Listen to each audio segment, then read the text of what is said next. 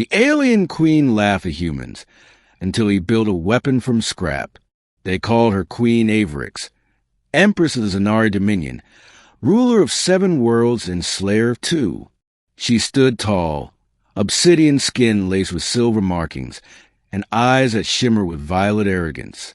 Her fleets had broken through Earth's last defenses, and now the human race was scattered, hidden, or enslaved. Avarix had one policy: total subjugation or death. And to her, humans were weak, chaotic creatures, good for nothing but mining and misery. She had no idea that in the depths of the wastelands, one human was about to change everything.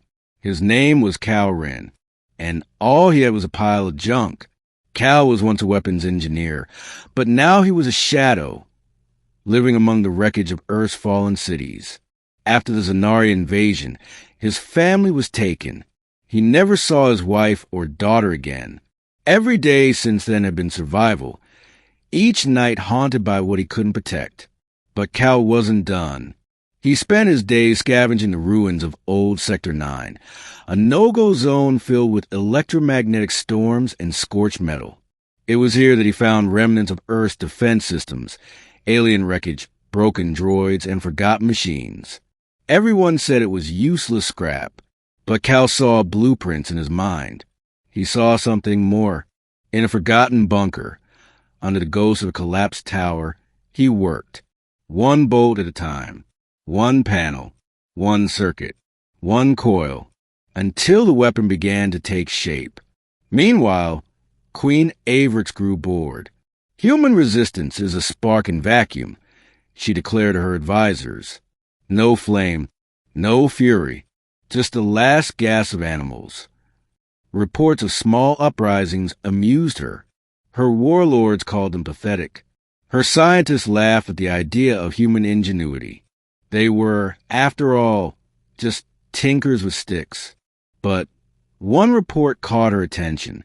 A surveillance drone had been melted midair in Zone 9. Not shot, not sliced, vaporized. The energy signature was unknown, unnatural. She dismissed it at first, until it happened again. Then again, 7 drones gone, no trace left behind, only echoes of something impossible. She ordered a scouting team to investigate. When they didn't return, she sent a strike team, then an armored division, then an aerial squadron. None came back. 2 weeks later, Queen Avarix arrived herself. Her flagship descended in a thunderstorm, black and gleaming, piercing to the clouds like a knife of gods. She stood on a cliff of broken steel, overlooking Sector 9. And there, in the center of the devastation, stood a man. Human, dirty, scarred, holding something in his hands that should not exist. It wasn't a gun. It wasn't a cannon. It was a fusion of both, built from human tech and Zanari parts, fused by raw intellect and desperate rage. He called it the Core Lance, and when he pulled the trigger, the sky turned white. Queen Avarix barely activated her personal shield in time. The beam carved through her army like light through smoke. Ships fell from the air, armor turned to mist, Zanari metal melted like candle wax. She screamed in rage, teleporting back to the ground, landing in front of the man. "You dare use our technology against us?" she hissed. Cal didn't flinch. "You call it your technology. I call it junk you left behind. You are nothing. Then why are you here?" He shot back, her lips curled. "To end this rebellion myself." She lunged, but Cal didn't move. He fired. The core lance didn't just destroy. It restructured space around it.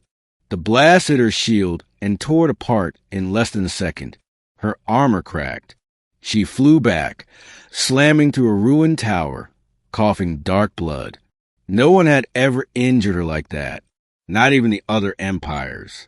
Not even the void beasts of Tenebrix. A single human just had. She rose, trembling, fury in her veins. "You don't know what you created," she growled. "I know enough," he said, raising the weapon again. She tried to dodge. This time, the lance missed her by inches, but it still melted the metal beneath her feet. Her teleport circuit sparked. Disabled, for the first time in centuries. Queen Avarix felt fear. Cal advanced, step by step, not running, not shouting, just walking like a man who had nothing left to lose. "This isn't just for me," he said quietly. "This is for every child taken, every city burned, every family crushed by your rule. You will never stop the Dominion." "I don't have to," he replied. "I just have to start something you can't stop." The core lance pulsed again. The final blast knocked her to her knees, her crown falling into ash. Around her, her surviving guards turned to retreat, but they were met by human fighters rising from the shadows. Cal's signal had been received. His defiance had rallied hundreds, then thousands. Across the planet, others rose up, emboldened by the news. One man, one weapon. She bled. She ran. That's all it took. A story. A spark. Queen Avarix escaped that day. Just barely. Her ship fled back to orbit, shields at half, pride shattered. She looked out the window at the blue and green planet below, her hands trembling. She no longer laughed at humans, because now she understood the truth. They didn't need fleets. They didn't need kings. They only needed hope and a pile of scrap. 1 month later, the Zanari Dominion fractured. Outposts fell. Rebellions lit across stars. Other enslaved worlds took heart. The humans, once seen as scattered insects, had become legends. And at the center of it all, whispered across galaxies, was a name Rinn, the man who built a god-killer from broken parts.